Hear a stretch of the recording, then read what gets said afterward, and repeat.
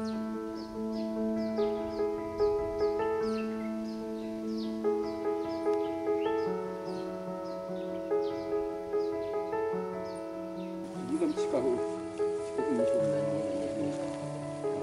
project organises small groups of farmers to collectively grow trees on the land to the amount that they can afford to. When we visited the project, we travelled down to the Bushenyi region, so saw one of the project areas.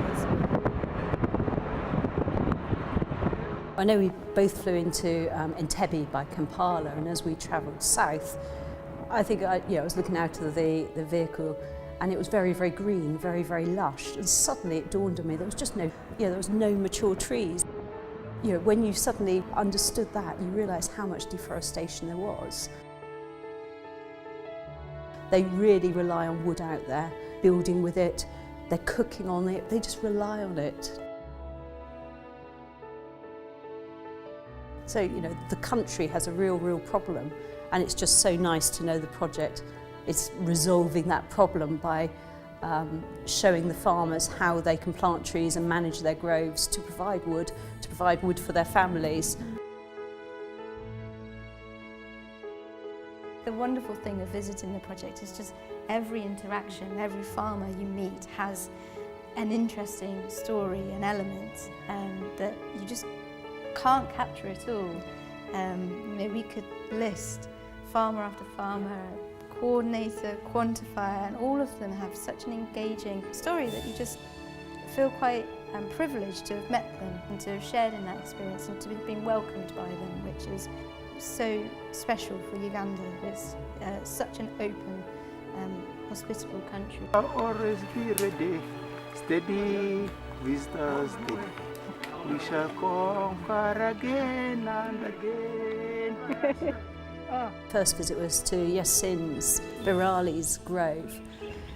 So he'd allowed an area of trees to I think there was mature trees there, but basically sort of recolonise.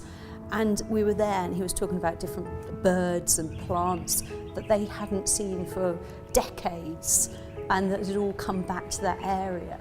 So the fact that he was planting, he had quite a few plantations as well as conservation farming, as well as the wildlife area, it just amazed you. And there was just bird noise, wasn't there? And other areas you just didn't get it. For the whole trip, we were with the Bushenyi quantifiers, weren't we? Yeah. And they were just such an amazing group of people who are so committed to the project, and they make the project.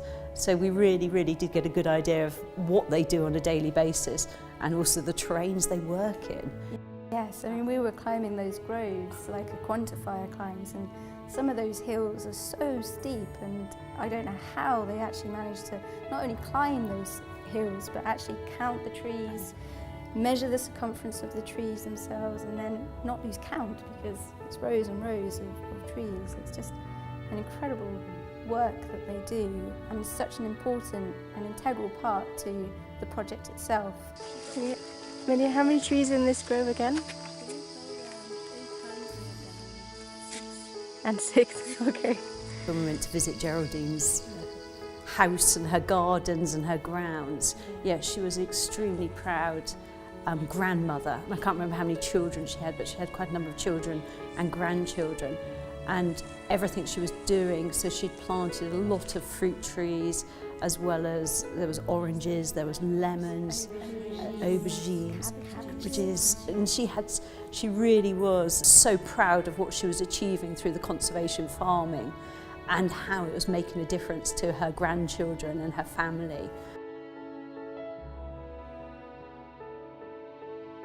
I think one of my favourite moments of the trip, beyond the farmers and the people of Uganda, was actually Toni's interaction with the local children. Nearly every step we took would be Toni showing the camera or taking photos or holding hands or chatting to children. They were inquisitive and they were asking questions, and they'd never encountered a camera before, and it was just such a unique situation to see. One of my memories is we parked the minibus and we'd got out and we started walking up this hill, and then there were some ladies working, and this old lady started dancing and singing to us. Ara started talking to her, and she was in her 80s, wasn't she? And she remembered the area when it had been covered in trees and was so upset in how the deforestation had changed everything, but was so positive about the work that Tis was doing in putting the trees back and returning, the area to what she remembered it as a child, and bringing back the wildlife and the plants that she remembered. So when you heard those stories, and the fact that we're all part of turning Uganda back to what it was, it's just brilliant. What's your name?